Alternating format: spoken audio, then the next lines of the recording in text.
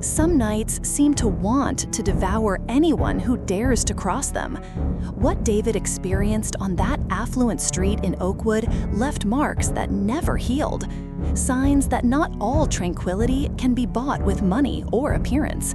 If you've ever crossed a place where nothing made sense, where fear seemed to creep through the shadows more than the alleys, share your story below and subscribe. Stories like this are warnings that should not be ignored. It all began under the weight of a punishment. At 16, rebellious and restless, David was forced to fend for himself. He who doesn't value routine will learn the hard way. That was his father's motto. That's how he became a night watchman on a rich and silent street, chosen specifically to ensure nothing was easy.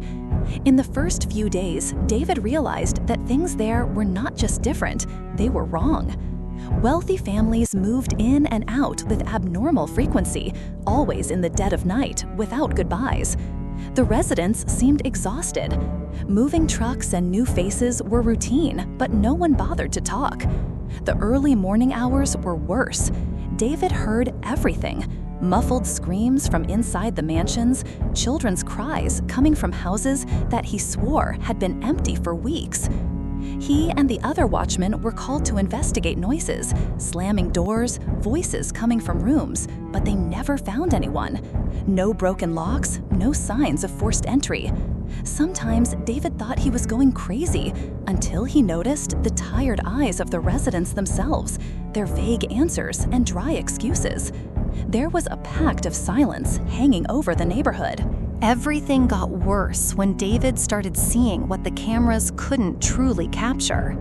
On his rounds, always around 3 in the morning, he saw shadows larger than the trees, walking slowly through the gardens, gliding along the rooftops.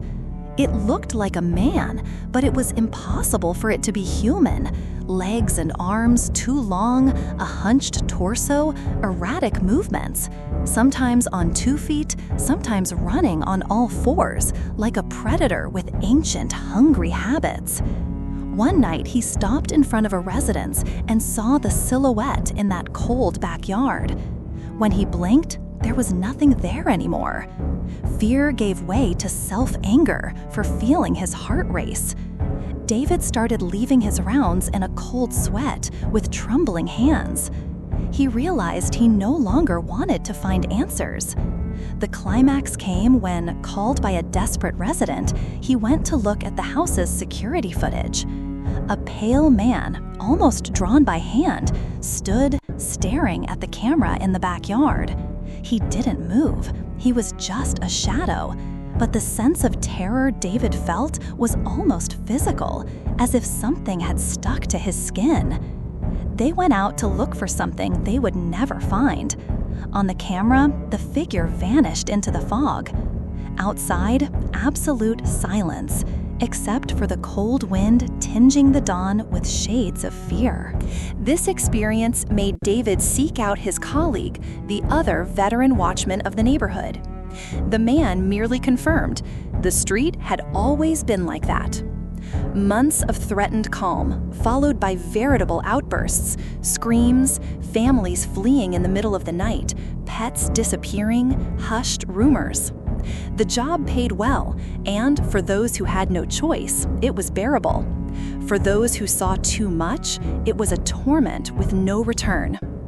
Gradually, David's accounts became those of someone who could no longer separate dream from wakefulness. He himself felt his eyes drying from within on the white nights, watching the street under the broken light of the street lamps while hearing footsteps on the asphalt, fleeting shadows passing by. He found scratches on gates, shapeless footprints in the moss on the walls. No real evidence, no frank dialogue. The residents, tired, only admitted to recurrent nightmares. Some moved away in a hurry after sleepless nights. Routine became survival. He alternated cigarettes to pass the time, averted his eyes from the dark gardens, and pretended not to hear the inexplicable moans coming from the back of some houses. David realized that everyone, even the older colleague, had their own superstitions to ward off fear. Amulets, silent prayers, glasses of water next to the guardhouse. Here, if you don't believe, you invent a belief so you don't go crazy, he heard on one particularly silent night. Families continue to move in. The reports of births, as well as how they vanished, nothing stayed on the street for long. The neighborhood, more and more, became an impossible equation to balance. By the 7th month, David just wanted to run away from that job. With every shift, he felt that the street was absorbing a piece of his sanity. He covered his ears to the loud noises and pretended to ignore the small, strange ones. Misplaced objects, flickering lights in the distance, cars leaving while the world slept. With every leaf scratching the windows, every dog barking for no reason, his body sought rationalizations. Nothing worked. The street simply would not yield to normal. One night, he dreamed while awake of the long-limbed figure sitting on the walls, its face hidden by the distance. In his dreams, the monster smiled, but upon waking, all that was left was anguish and cold sweat. It was David's mother who noticed first. Her son was changed, restless, skittish. His posture, once sloppy, was now rigid and paranoid. Schoolmates began to notice dark circles under his eyes and a distinct fatigue of someone who never slept properly. When the suspicion of something more serious arose, she insisted he quit the job, and David, relieved, accepted. It was like escaping a continuous nightmare, an urban spell cast in silence. He ended the job without looking back. Despite the money, life finally returned to a safer rhythm. The world seemed more plausible under the warm sun of a new day. But the street, he knew, let no one leave with clean hands. Even away, David could never ignore the strange feeling of being watched when passing through quiet neighborhoods. The surroundings of Oakwood never lost their tense atmosphere in his memories. He avoided talking about that period. Few friends knew the details. All suspected that the panic was the result of sleepless nights, but David knew what he had witnessed. He never researched or looked for news of the neighborhood again. When someone brings up the subject, he prefers to change it, to suppress the memories of golden eyes glowing in the gloom and screams that maybe no one wants to hear. Today, David is grateful for that experience, not for the courage, but for the humility of recognizing that there are places that will never submit to reason or control. Some streets hold secrets greater than our logic can accept. If you've experienced something similar or know stories of places where fear lurks without explanation, leave your account below and subscribe now. Sometimes exposing a secret is enough for others to have a chance to escape the shadows in time. Some farm secrets aren't carried away with the dust, but persist as a scar that crosses generations. If you've heard whispers of the past on silent nights, or felt that inexplicable shiver when passing an old tree in the dark, share your story here and subscribe. Certain narratives demand more than attention. They demand memory, empathy, and perhaps a warning for those who still don't believe in the weight of silence. It was dawn in rural Pennsylvania when George, a night watchman of few words, shared his shift with the impatient Robert. While George preferred to respect life around the farm, from the chickens to the most humble workers, Robert found pleasure in power, in instilling fear, even in those who barely had the strength to defend themselves. And on that dry summer, when the boss was traveling and the world seemed to sleep, the land witnessed something that would never be buried. The scene was quick: hungry children, bare feet, dirty hands, running among the mango trees. It was common in the pockets of poverty for boys to trespass on other people's land out of necessity, not malice. George always thought, if something is going to kill hunger, it shouldn't be called stealing. But for Robert, everything was a threat. Any small boy should be a target for a lashing. While George just watched from a distance, willing to ignore the small shadows waving branches, Robert armed himself with a belt and rage. In an explosion of shouts and curses, Robert cornered and grabbed the smallest of them. The boy must not have had time to cry. The blows came fast, with immoderate fury. George ran, trying to grab his partner's arm. It was too late. On the packed dirt, the child's hands still held a mango, the sweet smell mixed with blood. There was no police, no commotion. The farmer, a man of money, hushed up the tragedy, sending someone to make the body disappear. But guilt, George knew, was not easy to bury. Days passed with the succession of monotonous tasks and stuffy nights. But soon, something changed in the wind around the old mango tree.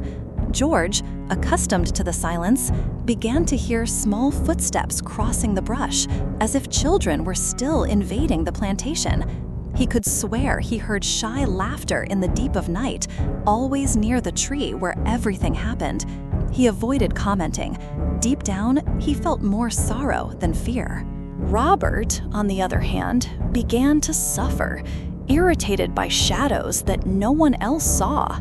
He started carrying a gun, muttering about voices and whispers that only he heard. One night, when everything seemed normal, the silence was broken in a subtle way. Sitting next to the barn, George and Robert barely exchanged words. In the dead of night, Robert suddenly stood up, his eyes wide in the gloom. "Did you hear that? It's a child's voice. They're calling me." George shook his head, confused. Robert insisted, so certain he seemed hypnotized. He walked off in the direction of the mango tree, disappearing into the shadows. Minutes passed in absolute quiet. The wind whispered through the leaves, and George realized he was no longer alone. The emptiness of the farm grew until time stretched thin. He decided to look for Robert, calling his name, searching the barns, the corral, the back of the house, feeling his skin crawl with every step. It was by the mango tree, the silent landmark of horror, that George found his colleague. Robert was hanging, lynched by his own belts, his eyes dilated with dread and his skin cold in the trembling moonlight. Beside him, the impossible and undeniable presence, the boy. The same boy from before, with clothes dirty with earth, eyes deep with sadness, standing between the ground and the wind. For seconds, George was paralyzed, trying to understand if he was breathing or dreaming. The boy just looked back, his expression lost between pain and resignation. Then he dissipated like mist, vanishing as the night swallowed all sounds. From that day on, George changed. Asking for help was instinctive, but deep down, he knew nothing more could be done for Robert. The farmer went on with his life, the animals continued to be fed, the harvest came and went, but the farm never returned to normal. Workers began to report shadowy figures among the trees, doors slamming on their own, sad laughter in the wind, and the persistent smell of ripe mangoes mixed with unease. Some swore they felt light footsteps in the middle of the night, almost like a silent plea for justice or redemption. Over time, rumors grew. New visitors felt chills when passing under the mango tree. The barn never housed employees for long again. Dogs refused to go by the spot after sunset. The story turned into a legend, a cautionary tale to scare youngsters. But whoever knew George, whoever saw his look when recalling that night, never doubted the haunted silence that inhabits certain places. George never got over the trauma. He grew old on the farm, became a man of few words and a distant gaze. He learned that there are debts that cannot be paid, that violence exacts eternal interest. For every injustice, the earth often returns more than the eye can see. It was as if the energy of the place had changed, a kind of constant vigilance. The farm prospered, but few stayed on it for long. Guests felt the pressure of the invisible gaze that, every now and then, crossed the plantation. And the local folklore intensified. he who killed out of cruelty would not sleep in peace. Today, those who pass through the land say they feel a sudden chill when they approach the old mango tree. Stories accumulate, but none surpass the silence marked by the night George saw justice happen where the law failed. Sometimes, the only difference between legend and truth is who carries the memory. George, still very religious, lights candles from time to time, praying for the boy and asking for forgiveness, not just for having seen without reacting, but for knowing that, in those long dawns, not even time erases pacts made in blood and tears. The biggest acts of vengeance don't always scream. Sometimes they unfold in the breeze, in the howls of the early morning, and in the eyes of those who will never forget. If you have ever witnessed something impossible to explain or know a story of silent justice, tell it in the comments and subscribe. Sharing these memories may be the only way to turn pain into a warning.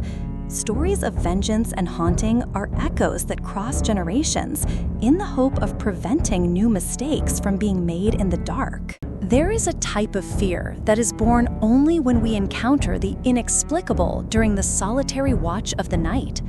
Imagine working a routine shift as a night watchman in a quiet condominium and suddenly coming across a presence that no one else sees, and realizing that your whole life can fall apart because of a few seconds of bad luck. If you've ever experienced something unusual or felt the atmosphere grow inexplicably heavy, share it in the comments and subscribe. There's always someone up late looking for meaning in stories like this. David had always done everything to support himself, jumping from job to job, but he enjoyed the quietness of night shifts. He wasn't one to believe in anything he couldn't explain, until that night of suffocating silence, with the condominium streets so quiet that not even a dog barked. Nothing indicated that anything out of the ordinary would happen. On the contrary, it seemed like a night just like so many others. Until the guardhouse doorbell rang at 1 a.m., marking the beginning of a sequence that would change any skeptic. Outside the guardhouse, through the cold images on the monitor, David saw a girl alone, tiny with straight blonde hair, tear-filled blue eyes, translucent skin under the yellowish light of the public streetlight. The old pink dress, the way she was whimpering, the simple request, "Sir, help me. I want my mom.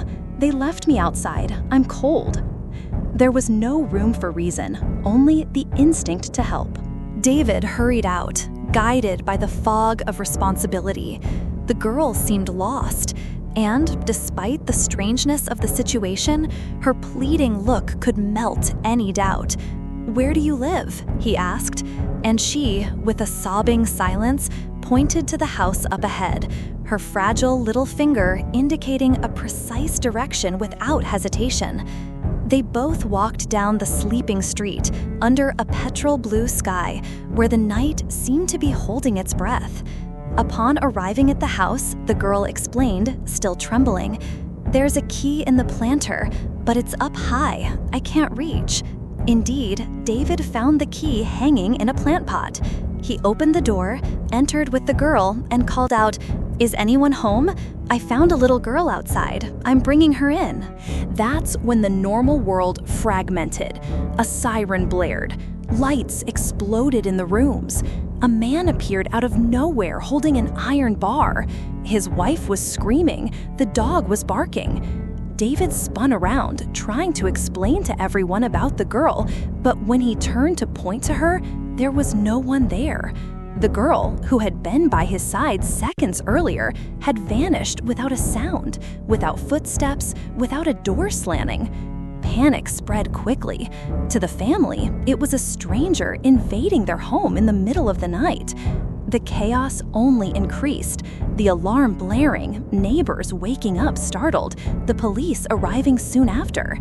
David tried to explain himself, telling the story of the girl to his fellow watchmen and then to the police. No one understood. After all, no sane adult would have opened the door that way, let alone enter the house without permission, especially in the dead of night. David's colleague, pale, didn't take long to put the pieces together when David described the blue-eyed girl in the pink dress in detail. "You just described the daughter of the previous owners of this house," he murmured. "That girl died here years ago. She fell from the balcony while playing." The information chilled David. No one in the condominium ever talked about the subject. The new residents didn't even know the story, precisely to avoid rumors that could devalue the property. The camera footage proved that David had opened the gate alone, talking to the empty air, pointing to a girl that only he could see. Another clue: the key in the planter. Not even the current owners of the house knew about the existence of a spare key in that position, pointing to a past that insisted on remaining hidden. If it weren't for his colleague and the security footage, David's story might have ended tragically. He could have been accused of breaking and entering, of something worse, unjustly arrested for trying to help what he thought was a defenseless child, invisible to the rest of the world. The trauma of the night remained. David, a skeptic by nature, had to face the discomfort of knowing that there is a kind of pain that crosses years and walls. For weeks, he had trouble sleeping. The memory of the girl's face, the blue eyes asking for her mother, the inexplicable disappearance as soon as the chaos began. The whole scenario, from the unlocked door to the planter with the key, seemed like an echo that repeated itself to the present, as if she insisted on returning right when everything seemed peaceful. The following nights were sleepless. David refused all offers to work night shifts, changed jobs, and avoided passing near that condominium. Any possibility of seeing that look again petrified him. Friends suggested he forget about it, but anyone who has looked into the eyes of someone who shouldn't be there knows that forgetting is impossible. On every dark corner, every child alone or playing after 10, David saw reflections that made him doubt his own experience. He wondered if he would have done things differently, if he would have ignored the plea for help had he known the girl's story. From time to time, David dreams of her, a girl in a pink dress standing outside a closed door, knocking, always whispering the same phrase, "I just want to come in, sir. I just want my mom." No matter how much he tries to wake up, the dreams always end with the door opening and a spectral silence taking over the scene.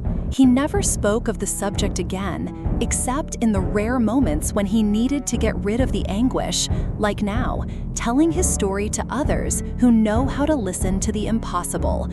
David's experience is one of those that transform the way we see the world. It's not enough to turn on a light or lock a door. There are traumas that wander through hallways and streets, just waiting for a good soul to repeat their pain. The supernatural doesn't always give a warning that it's coming, but it leaves the certainty that some memories never rest. Old residents of the area, now and then, report soft sounds coming from that house, a doorbell that rings on its own, small footsteps in the hallway. No one tells the new residents so as not to scare them, but the terror never ceased to exist. Looking back now, David feels a mixture of dread and relief for having told his story. And he understands that sharing what haunts us can prevent others from paying a high price for acts of compassion. If you believe the inexplicable can knock on anyone's door, share your story, leave it in the comments, subscribe to the channel, and don't forget to hit the bell icon. You never know when your watch will be tested by someone or something that just needs a helping hand in the dead of night.